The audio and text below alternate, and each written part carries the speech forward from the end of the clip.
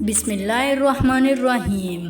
السلام علیکم دوستو، ایک بار پھر سے خوش آمدید کرتا ہوں اپنے یوٹیوب چینل میں۔ دوستو، حضرت محمد صلی اللہ علیہ وآلہ وسلم کی عمر 10 یا 12 سال تھی جب آپ نے اپنے چچا حضرت ابو طالب کے ساتھ تجارت کے لیے شام کا پہلا سفر کیا۔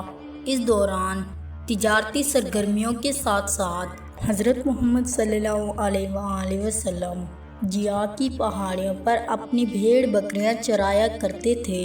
کچھ ہی عرصہ گزرا کہ حضرت ابو طالب، جو اب تک رسول خدا کی تجارت کے سفر میں اپنے ساتھ لے جاتے تھے، پیغمبر اسلام کو تجارت کی پوری ذمہ داریاں سونپ دیتے ہیں۔ پیغمبر اسلام کی عمر جب 20 سال ہوئی تو فجاد نامی جنگ کا ایک چوتھا مرحلہ شروع ہوا۔ پہلی مرتبہ غفاری نامی ایک مغرور شخص کے چیلنج پر بنی نصر کے ایک آدمی احمد بن مزن نے اس کی ٹانگ کو تلوار کے وار سے کاٹ دیا اور دونوں قبیلوں میں جنگ چھڑ گئی۔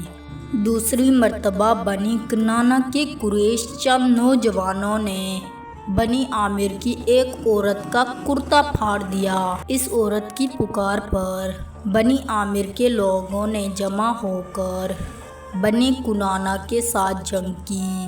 ایک آدمی کے قرض کے لین دین پر جھگڑا ہو گیا اور یہ تناظر رفتہ رفتہ دونوں قبیلوں کے درمیان جنگ و جدل میں تبدیل ہو گیا۔ سب کا اتفاق ہے، جنگ فجار کے ان مراحل میں رسول خدا صلی اللہ علیہ وآلہ وسلم موجود نہیں تھے۔ جنگ فجار کا چوتھا مرحلہ اس طرح شروع ہوا کہ تجارتی پیشے قریش کے لیے حج اور زیارت کرنے والے لوگوں کی آمدن ایک منافع بخش ذریعہ آمدنی تھی، اس لیے انہوں نے مختلف مقامات پر تجارتی میلوں کا اہتمام کر رکھا تھا۔ ان میلوں میں جو لوگ سامان تجارت لاتے ان سے دگنا حصہ درآمد وصول کیا جاتا تھا۔ ان تجارتی میلوں کے فروغ کے لیے انہوں نے حرام مہینوں کا انتظام کیا ہوا تھا، یعنی مہینوں میں ریزنی، ڈاکہ زنی، لوٹ مار اور قتل و غارت گردی وغیرہ کو حرام قرار دیا گیا تھا۔ وہ مہینے رجب، محرم اور ذوالحج تھے۔ ان میں سے کسی بھی مہینے کی حرمت شکنی ہو جاتی تو اسے فجاد نامی ناجائز فعل سمجھا جاتا تھا۔ یہ جنگ بھی کیوں نہ کہ انہی حرام مہینوں میں لڑی گئی، اس لیے اسے فجاد کہا جاتا ہے۔ 37 قبل ہجرت اور 586 عیسوی کا زمانہ تھا۔ جنگ فجار میں ایک طرف قبیلہ قریش اور بنی کنانہ تھے اور دوسری طرف بنو قیس اعلان اور بنو ہاشم تھے۔ قریش اور کنانہ کا کمانڈر حرب بن امیہ تھا۔ مکہ کے کچھ فاصلے پر عکاظ نام کا ایک علاقہ تھا۔ اس علاقے میں ہر سال ایک میلہ لگتا تھا اور سارے عرب کے قبائل اپنی ساری دشمنی اور سارے اختلافات بھلا کر یہاں پر جمع ہوتے تھے۔ یہ مہینہ عرب کے نزدیک قابل احترام تھا، اس میں کوئی کسی سے جنگ نہیں کرتا تھا۔ دو ہی چیزیں قابل احترام تھیں، ایک حرم کی سرزمین جس کا عرب احترام کرتے تھے کہ اگر کوئی وہاں پر چلا گیا تو اسے کوئی نقصان نہیں پہنچائیں گے، اور دوسرا یہ مہینہ جس کا احترام کیا جاتا تھا، جسے قرآن میں شہر حرام کہا جاتا ہے۔ بہرحال عکاظ ایک ایسا مقام تھا جہاں سارے عرب کے لوگ جمع ہوتے تھے اور اپنے اختلافات بھلا کر بیٹھ جاتے تھے۔ وہاں ہر قسم کی عیاشیاں کی جاتی تھی، شراب بھی پی جاتی تھی، جوئے بھی کھیلے جاتے تھے اور ساتھ ساتھ بہت سے سنجیدہ لوگ جمع ہو کر معاشری مسائل کے حل کے لیے مختلف منصوبے بناتے تھے۔ تاریخ بتاتی ہے کہ ایک مرتبہ عکاظ کے میلے میں عرب کے ایک قبیلے کنانہ کا سردار نعمان آیا۔ اس کا ایک غلام تھا جس کا نام عروہ تھا۔ نعمان نے اپنے غلام عروہ سے کہا، یہ جو اونٹ ہیں جنہیں میں میلے میں لے کر آیا ہوں، انہیں لے جاؤ، پانی پلاؤ۔ چنانچہ وہ اونٹوں کو لے کر چرانے چلا گیا۔ قبیلے بنو قیس کے لوگوں نے جب یہ دیکھا کہ اروا اکیلا جانوروں کو چرا رہا ہے تو اس پر حملہ کر کے قتل کر دیا۔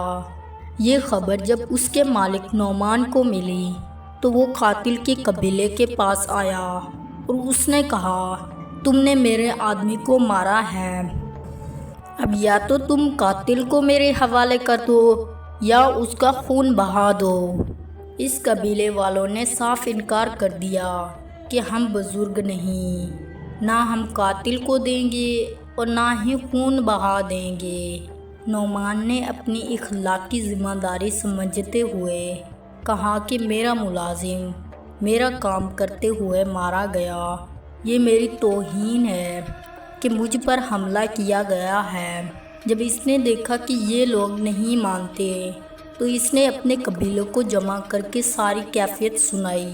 بنو کنانہ کا قبیلہ جمع ہو گیا اور کہا کہ واقعہ تم حق پر ہو، تم پر ظلم ہوا ہے۔ اور ادھر قاتل قبیلہ بھی جمع ہو گیا اور کہا کہ ہمارے آدمی کے خلاف تم نے کیوں بات کہی اور اب ہم اس کا بدلہ لیں گے۔ یہ دونوں قبیلے میدان میں آ گئے اور ان کے درمیان جنگ شروع ہو گئی۔ قریش کو یہ اطلاع ملی، خاص طور پر خاندان بنو ہاشم کو، جس کی قیادت اس وقت حضرت ابو طالب کر رہے تھے۔ اب بظاہر بنو ہاشم کا اس معاملے سے کوئی تعلق نہیں تھا، لیکن بنو ہاشم نے دکھایا کہ وہ نعمان کا قبیلہ حق پر ہے کہ ہمارے آدمی کے قاتل کو واپس کرو یا اس کا خون بہا دو۔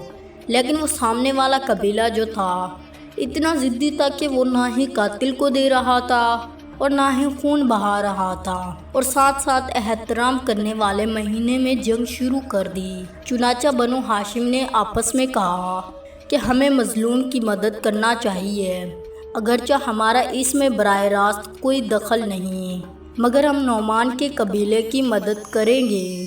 چنانچہ وہ اس کے ساتھ شامل ہو گئے۔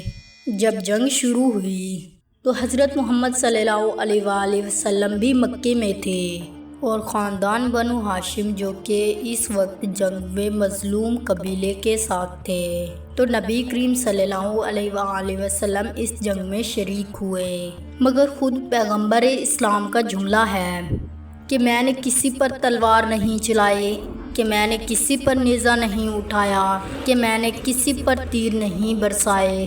میرا کام صرف یہ تھا کہ جو میرے چچا میدان میں کھڑے تھے ان کے اوپر جو تیر آ رہے ہیں میں ان تیروں کو روکتا تھا اور انہیں اٹھا کر چچا کو دیتا تھا۔ پیغمبر اسلام کی عمر اس وقت 20 سال تھی، جوانی کا آغاز تھا، اور وہ سوچ رہے تھے کہ معلومات کو سلجھانے کا یہ طریقہ نہیں ہے کہ جس پر ظلم ہو جائے وہ بھی قانون ہاتھ میں لے کر میدان میں نکل آئے۔ تو پیغمبر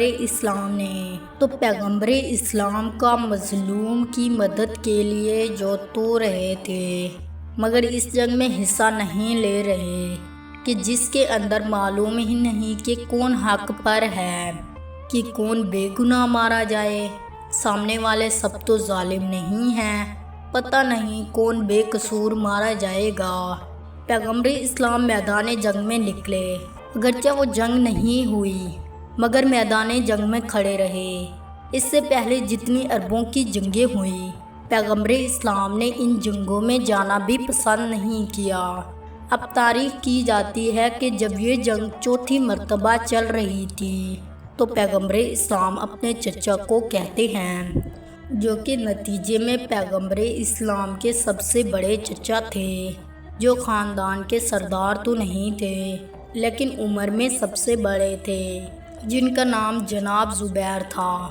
انہوں نے کہا کہ ہاں بات صحیح ہے، معاملہ بات چیت سے بھی تو صحیح ہو سکتا ہے، میدان میں نکلنے سے نہیں۔ پیغمبر اسلام کے کہنے پر ان کے چچا زبیر سامنے والے قبیلے کے پاس گئے اور کسی نہ کسی طریقے سے سمجھاتے ہوئے تو یہ جنگ اختتام پر پہنچ گئی۔ یہ جنگ ختم ہوئی چند ہی دن نہیں گزرے تھے کہ مکہ میں ایک اور واقعہ پیش ہو گیا۔ یہ واقعہ ہے کہ یمن کے قبیلے میں ایک تاجر آ کر سامان بیچنے لگتا ہے اور تجارت کرنے لگا۔ مکہ کا ایک سردار جس کا نام آس تھا، اس نے بھی اس سے کچھ سامان لیا، مگر سامان لینے کے بعد پیسے دینے سے انکار کر دیا۔ اب یہ مکہ کا سردار تھا اور وہ بیچارہ ایک اجنبی تاجر تھا جو کہ باہر سے آیا تھا۔ یہاں پر اسے کوئی جاننے والا بھی نہیں تھا۔ وہ حرم کے سرداروں کے پاس گیا، مگر انہوں میں سے کسی نے بھی اس کی مدد نہ کی۔ انہوں نے کہا کہ یہ ایک تاجر ہے، ہم اپنے بھائی کو چھوڑ کر یمن سے آنے والے ایک اجنبی تاجر کی مدد کریں۔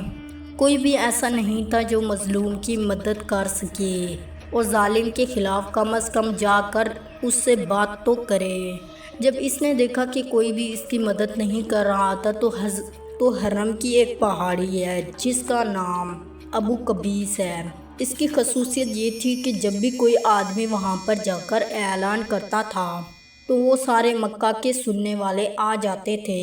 چنانچہ ریڈیو، ٹیلی ویژن یا اخبار تو اس وقت میں نہیں ہوتے تھے، اس لیے پیغام آگے پہنچانے کے لیے اس وقت اس طرح کے طریقے استعمال کیے جاتے تھے۔ کوئی ابو قبیس پر کھڑے ہو کر اعلان کیا جاتا تھا تو یہ شخص بھی وہاں پر چلا گیا اور اس نے اعلان کر دیا تو وہاں پر سارے لوگ جمع ہونے لگ گئے، لیکن انہوں نے دیکھا کہ یہ تو وہی شخص ہے۔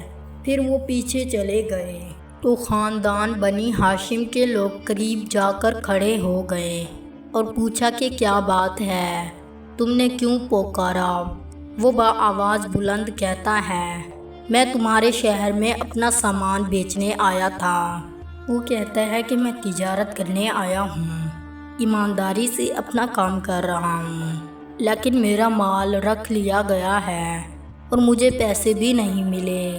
تو جب یہ بڑے چچا جناب زبیر نے یہ سنا تو اس نے ان کو بلایا تو اس نے آ کر بات کی اور ثبوت دیے۔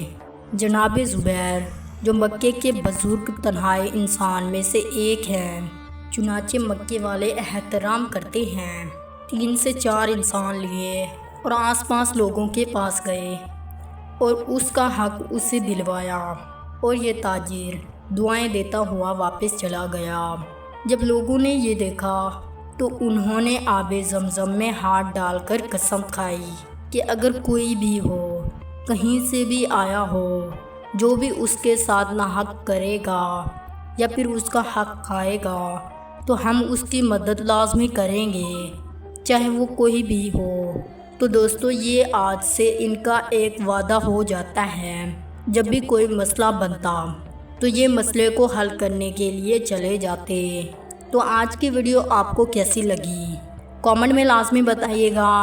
چینل کو سبسکرائب نہیں کیا تو چینل کو بھی سبسکرائب کر دیجئے گا تاکہ ہر نیو آنے والی ویڈیو کی نوٹیفیکیشن پہنچ سکے۔